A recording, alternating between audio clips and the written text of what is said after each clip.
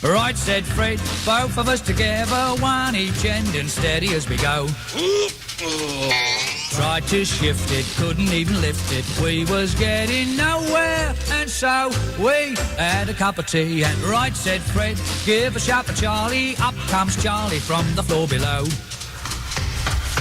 After straining, heaving and complaining, we was getting nowhere, and so we had a cup of tea.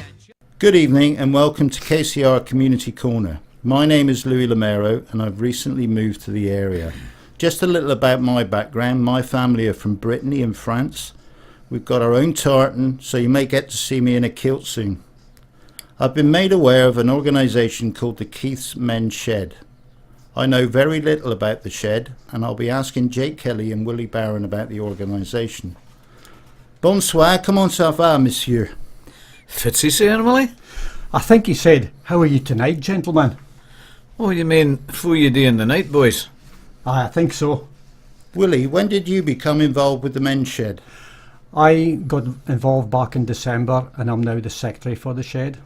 What about you, Jake? Well, I was just speaking to Dennis Reid in the street one day and he said to come along and see how things is, so I did. And that's me here. What's the name of your organisation? Well, Louis, our organisation is the Keith and District Men's Shed, which includes Rothiemay, Newmell, Grange, Drumure and Mulben. Willie, you can become a member of the men's shed. Any man who is 18 or over can be a member, and anyone with a disability is very welcome to be a member. If they normally have a carer, the carer will have to accompany the person to the men's shed. At present, most of our members are from Keith, but we have from Newmell, Drumure, Grange and Towey. How long has your organisation been in existence? Well, the first meeting, Louis, was held in October 2016, as far as I know. We have completed our constitution and are now applying for Scottish charity status. How often do you meet? We meet every Wednesday at the Loft Project, Mid Street, Keith, from 10 o'clock till 12. Willie, how many members does the men's shed have? Typically we have 17 members attending weekly, but 35 men have so far shown an interest and left their contact details. So Jake, what background do your members come from? Well, the men come from a wide range of backgrounds. For example, there's a farmer or farmers, a teacher, joiner, joiners, electrician, which is Sparkies, distillery workers, the draftsman, lots of different folk. Recently, I was stopped in the street and asked, do you have to be a tradesman to be a member, for instance? Well, the answer to that is no, and you do not have to be retired. The men's shed is for any man aged 18 or over. So Jake, what's the purpose of the men's shed? Well, a men's shed is a social area where men can meet, have a blather, a cup of tea, or just read the paper. Last week the men were enjoying themselves playing dominoes, cribbage, pool, stuff like that, cards, etc. Willie, is that the only purpose of the men's shed? No, what the shed provides is driven by the members. Already there have been requests for wood turning and metalwork. We will be providing a workshop area for joinery and metalwork. If a member is interested in wood turning, there will be a lathe there to be used. We want to provide a kitchen area for men to learn to cook. That is one of the areas we wish to promote, which is healthy living, and we have already had an offer for cooking classes to be run on our behalf. At one shed we visited, the men had set up a model railway. We could do likewise. Some of the men have asked for an area for photography and computing. Are you involved with the other organisations, Willie? The Shedders, as we call ourselves, would also like to be involved with other organisations in the town. Recently, Keith and Flower asked us for help with painting the bandstand railings. They provided the paint and the paint brushes. Another example, the charity Rally, which promotes safe driving for young drivers, contacted us to see if we'd be willing to manufacture a game that would be used at their fundraising events. One of our members is already making the game. Raleigh has provided the materials and is going to give a donation to the men's shed. Jake, how often will the men's shed be open?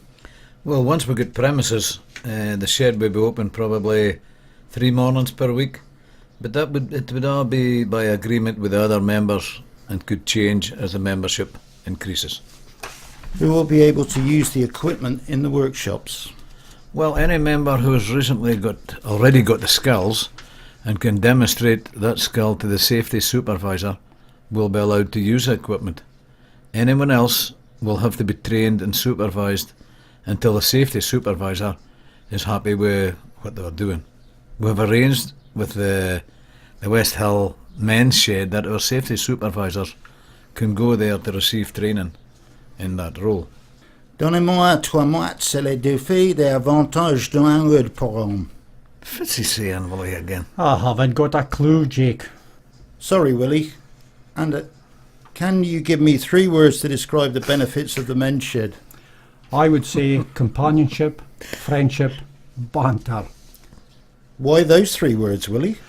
At a recent meeting, one member said this is exactly what I've been looking for, companionship. Someone else said, I have made new friends, and a few others said, we love the banter. I agree totally with them.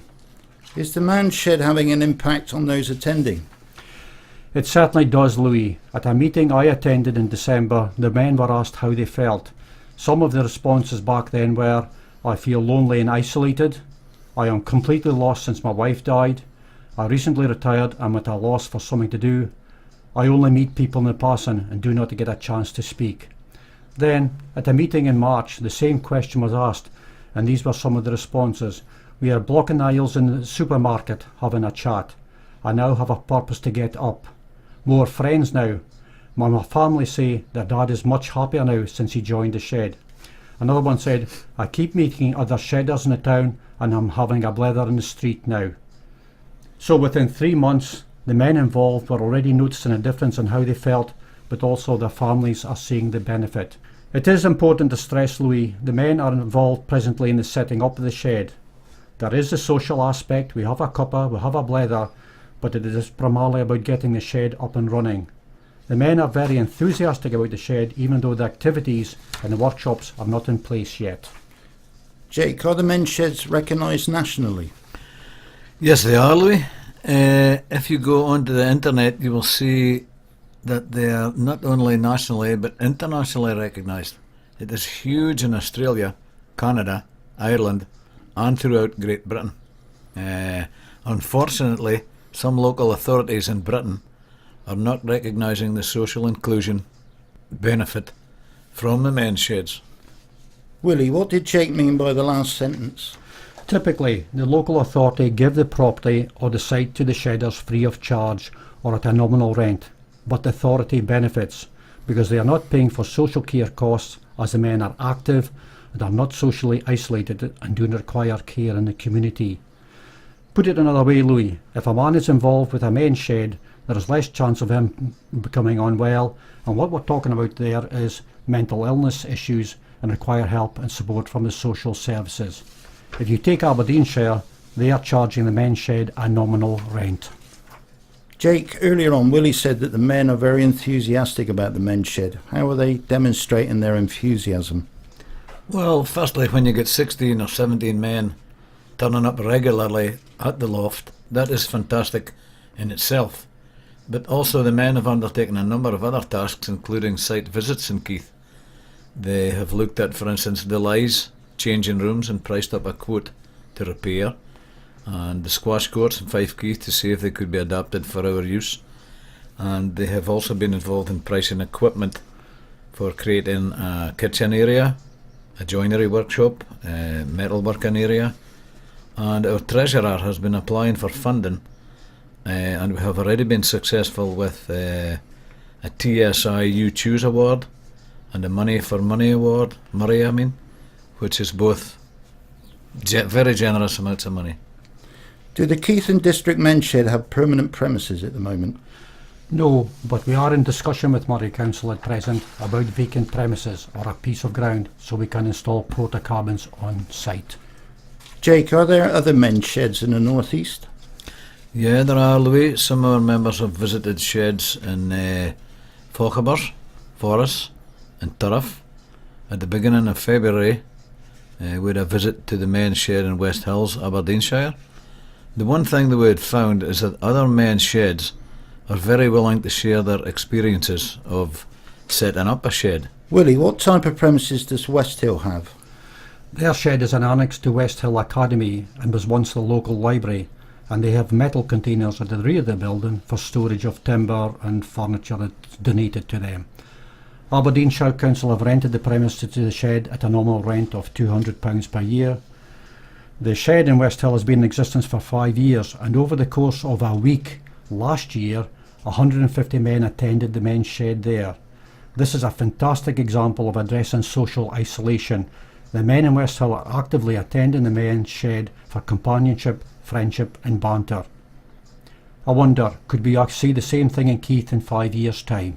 Jake, what does it cost to run a men's shed? Well, speaking to other men's sheds, heating costs can be high, especially in Keith for its fine and call. One group were saying their electric bill was £5,000 per year because they have got electric heating, and will also need insurance cover. That would be about £1,000. Another cost is rent and telephone line rental for internet access, water and sewage rates. The one cost that we wouldn't have is council tax, as we hope to be a registered charity. We will need to provide training for first aiders and supervisors, as well as refresher training. Willie, how do you intend to meet the costs of running the shed? That would be through local fundraising, coffee mornings, perhaps concerts, grant applications, which we have already been involved with and been successful, the recycle and repair of equipment such as bicycles, perhaps lawnmowers, subs, which will be decided by the membership. Other fundraising ideas will come from other shedders who are very willing to share information about their fundraising activities and how they get their financial support. One group of shedders told us they received money from the National Health Service, which was a complete surprise to us, but it shows the National Health Service recognises social inclusion and benefit of men attending a men's shed. Why is it important to find suitable premises on a site for porta cabins? We are over the moon that we can hold meetings weekly at the Loft in Keith, and we thank Sharon, the manager, for that. But that does not allow us to provide a kitchen area for men to learn to cook, or the workshop area for hobbies to be carried out. Without premises or a site, it would mean the men's shed would not be viable. We are in discussion with Moray Council about premises, but if anyone out there knows of premises or a site and wants to be a benefactor, please get in touch through our website, Facebook page, or come along to the Loft on Wednesday morning between 10 and 12. Well, listeners, that was most useful information about the Keith and District's men's shed. I hope it has raised awareness about men's sheds and increased the interest of men listeners. It certainly increased my understanding about the men's shed. Some men already involved, Louis, were given a big push by their partners, or I should say were encouraged to go to the shed. I can personally vouch for that. So now, Louis, will you be coming along to the men's shed in the future? Yes, I certainly will. You will meet men from the wide variety of backgrounds. You will find companionship, strike up friendships, and there will be lots of banter. My throat is dry now from all this speaking, and I think it's time for a cup of tea or maybe something stronger. Well, Louis, what would you have in mind for something stronger, for instance? Un vin rouge pour moi, merci. What's he saying again, Willie? Well, my bit of French, I think he said, I would like a glass of red wine which has had time to breathe and is at the right temperature. Well, that's too fancy for me. I think I'll just have a pint. Remember, the men's shed is about companionship, friendship and banter, and we certainly have had a bit of banter tonight. Thanks, Jake and Willie, for giving us an insight into what the Keith and District's men's shed is all about and the shed men movement in general. It certainly has given some food for thought. Goodbye, listeners. Companionship, friendship and banter.